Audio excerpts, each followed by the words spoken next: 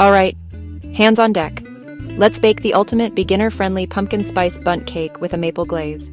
Preheat oven to 350 degrees. That's 175 degrees.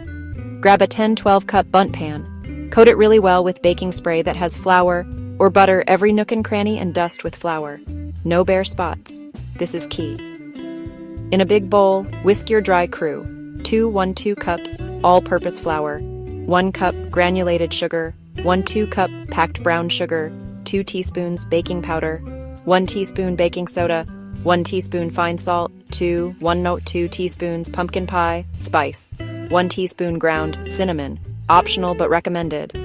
In another bowl, the wet team, 1 can pumpkin puree, 15 ounces, 3 large eggs, room temp, 1 tar 2 cup neutral oil, 1 tar 2 cup whole milk or buttermilk, 2 teaspoons vanilla extract.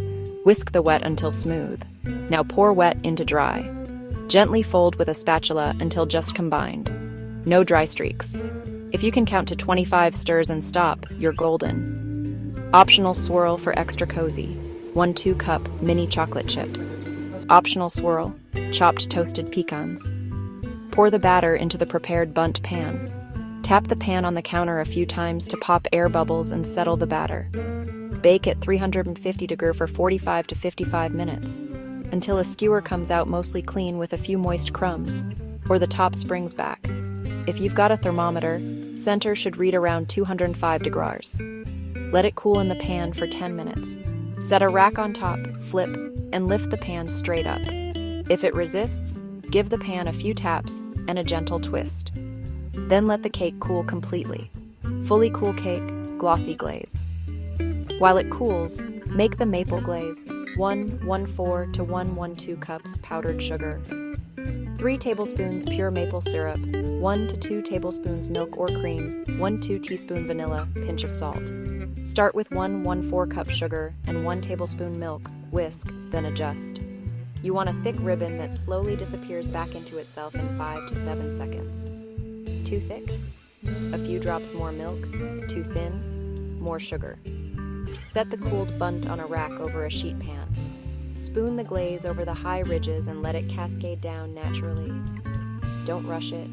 2 thinner passes beat 1 heavy flood.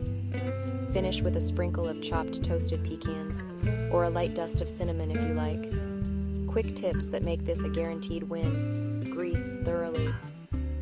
Fluting loves to snag cake. Get into the grooves. Room temp eggs mix smoother and help with rise. Don't overmix. This is a tender, oil-based cake. Stir just until combined. If the top is browning too fast, tent with foil for the last 10 minutes. Cool completely before glazing, or it'll slide right off. Serving, slice thick, plate warm with a scoop of vanilla ice cream, or room temp with coffee. Storage, cover leftover slices at room temp for 2 days, or refrigerate up to 5. It gets even more flavorful on day 2. For make ahead, bake the cake, wrap tight once cool, and glaze the day you serve. Beginner friendly, fall approved, and it looks like a bakery cake without any fancy moves.